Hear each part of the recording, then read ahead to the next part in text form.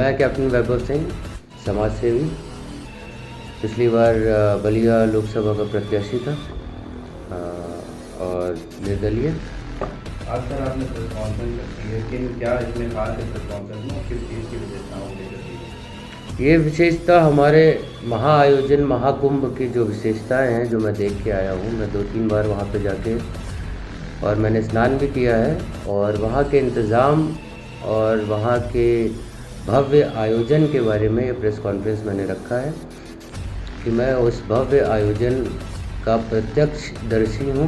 तो मुझे सबके समक्ष बताना चाहिए कि मैंने वहाँ क्या इंतज़ाम देखे और किस तरह के अच्छे इंतज़ाम देखे।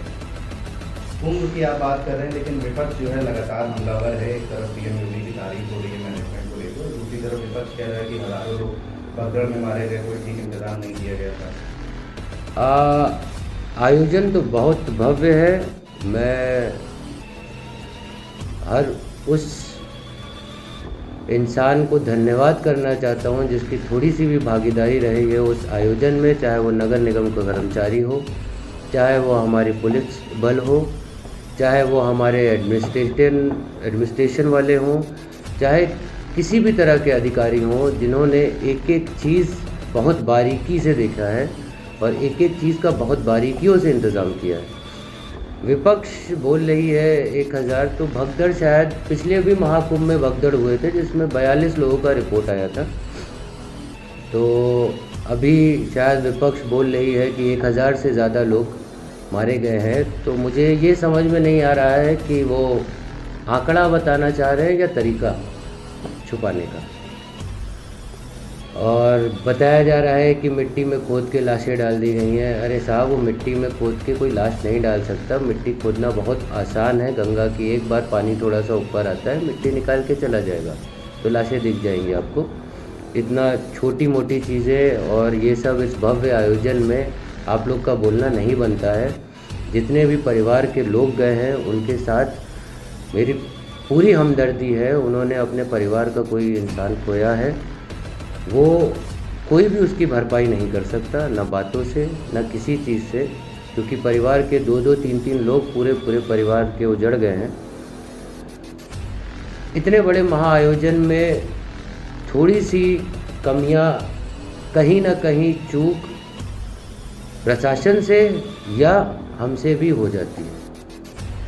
हम दूसरों की बातों को सुन के या तो रुक जाते हैं या तो दौड़ने लगते हैं। ये हमारी गलती है। आसपास देखिए, अपना समझिए, अपने से फैसला लीजिए कि आपको चलना है, लेटना है या खड़े होना है या रुकना है। ये आपके ऊपर निर्भर करता है। किसी के कहने पे आप भागने लगेंगे तो वहाँ भगदड़ ही होगी। और वहाँ पे लोग आयोजन का नहीं, भीड़ का भी मज़ा लेने आए थे। उनको आयोजन से ये मतलब था कि इस आयोजन में जब सब चीज़ अच्छी तरह हो रहा है तो कुछ मजाक या कुछ करने की कोशिश की गई होगी, जिसके चक्कर में ये भगदड़ हुआ। और उन परिवारजनों के लिए मेरे दिल में बहुत ज़्यादा हमदर्दी है और मैं ईश्वर से प्रार्थना करता हूँ कि उन लोग को सहानुभूति अपनी तरफ से भी दें कि कम से कम वो इस दुख की घड़ी को संभाल पाए। लेकिन वहीं अगर आयोजन की बात है तो आयोजन में कोई कमी नहीं थी। साफ सफाई, नहाने के घाट पर्याप्त थे, हर चीज़ पर्याप्त थी। लोग वहाँ पे रुक के जो आयोजन को देखने के लिए और आयोजन का उत्साह बढ़ाने के लिए जो वो लोग रुक रहे थे, उससे हो सकता है थोड़ी बहुत कमियां रह गई हों, लेकिन मुझे कमियां नहीं दिखी। जहाँ तक कि मेरा है कि मुझे एक भी कमी नहीं दिखी और आयोजन भव्य था। शंकराचार्य अभी मुक्तेश्वर, आपने पिछले कुंभ की भी भगदड़ की बात कही। उसमें जब भगदड़ हुई थी तो आजम खान ने अपना इस्तीफा दिया था, उस टाइम सपा की गवर्नमेंट थी। लेकिन अभी जो हुआ है तो इसमें ना किसी अधिकारी का इस्तीफा आया, जबकि तमाम विपक्ष जो है मांग भी कर रहा है। इस्तीफा आजम खान ने दिया था, मांग विपक्ष कर रही है मुख्यमंत्री का। तो उस समय आजम खान मुझे नहीं लगता है कि मुख्यमंत्री थे। तो उस समय मुख्यमंत्री ने क्यों नहीं इस्तीफ़ा दिया? अगर उनको मालूम है कि जिनके ऊपर उन्होंने कार्यभार दिया था उसने अपना इस्तीफ़ा दे दिया, तो गलती उसकी थी, वो मान रहा है, तो गलती फिर तो मुख्यमंत्री की हुई।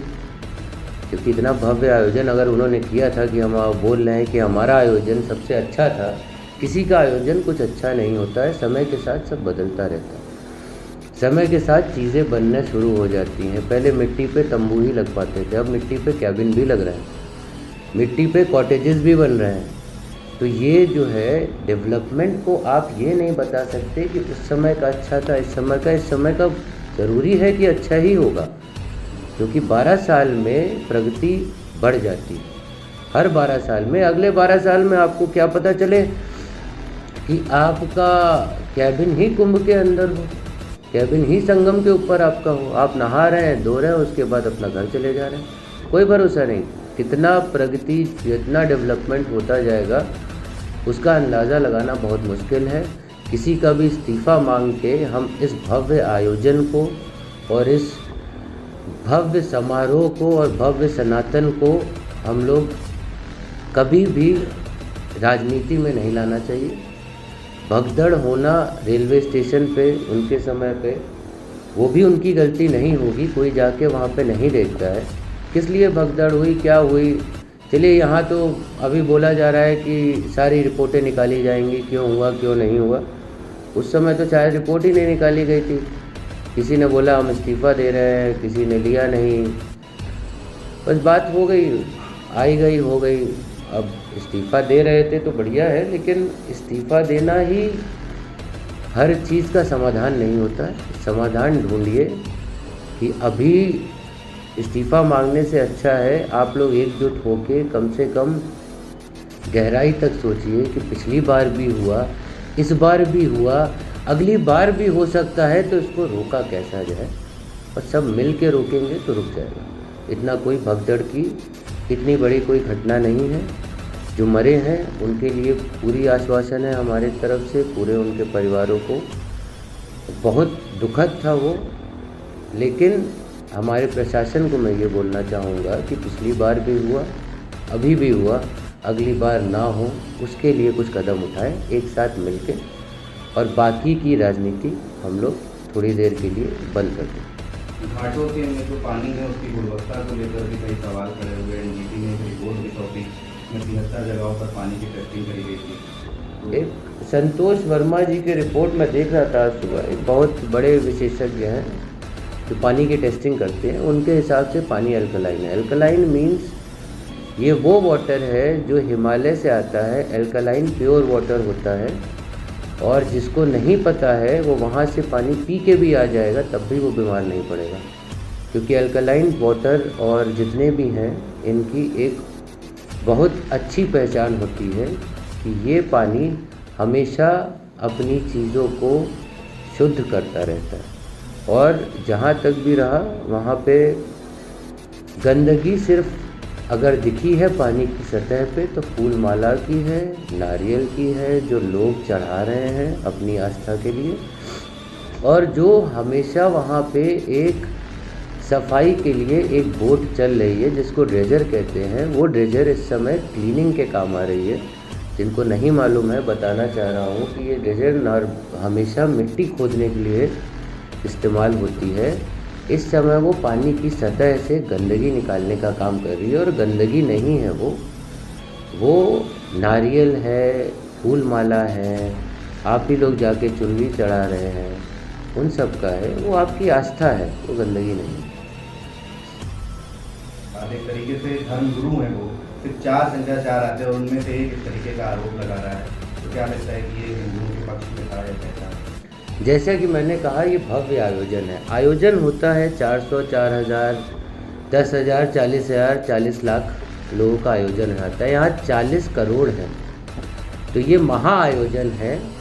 तो जब आयोजनों में जीजा फूफा आ जाते हैं हमारे परिवार में, तो भव्य आयोजनों में तो ऐसे लोग आएंगे ही जिनको कुछ ना कुछ कमियां निकालनी है। वो अपना काम करते हैं, प्रशासन ने अपना काम किया है। तो कृपया करके ये जो जीजा फूफा टाइप के लोग हैं उन पे हम लोग शादियों में ध्यान नहीं दिया करते। नहीं तो वो आयोजन बेकार हो जाएगा। तो इसलिए मैं भी कहना चाहूँगा कि उनका काम है जो उन्होंने अपना धर्म गुरु बने हैं या शंकराचार्य बने हैं, उनका काम है दिलासा देना, उनका काम है आश्वासन देना, उनका काम है जन और जनप्रतिनिधियों के साथ खड़ा होना। वो ये सब बातें करके किसी का इस्तीफ़ा मांग के अपना दर्जा नीचे गिरा रहे हैं, उससे उनका कोई लाभ नहीं होने वाला। आखिरी सवाल रहेगा आपसे। एक सर्वे रिपोर्ट के मुताबिक पूरे विश्व की जो हिंदू आबादी है वो 120 करोड़ है और अभी तक कुंभ में सबकी 6 दिन बचे हुए हैं। 55 करोड़ से ज़्यादा श्रद्धालु डुबकी लगा चुके हैं, यानी कि कुल मिलाकर के लगभग 45% पूरे विश्व के हिंदू इस यूपी में आकर के जो आयोजन हो उसमें डूबे। तो क्या कहेंगे सीएम योगी के लिए इस तरीके का मैनेजमेंट उन्होंने रखा है जिसमें श्रद्धालु दुनिया भर से आए? ये एक अद्वितीय महाआयोजन था जिसका बीड़ा श्री हमारे योगी आदित्यनाथ जी ने उठाया था। मैं सीएम साहब को धन्यवाद करना चाहता हूँ। इतना बड़ा आयोजन, इतने लोग एक साथ इकट्ठा करना, इससे बड़ी उपलब्धि आज तक न किसी सरकार की हुई है और न होगी।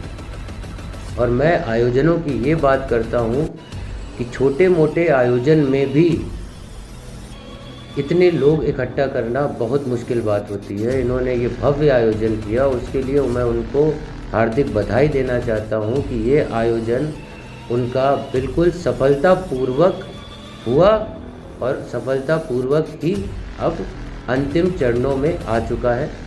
और इस सफलता के लिए मैं उन्हें अपने दिल से आभार व्यक्त करता हूँ और उन्हें बधाई देना चाहता हूँ।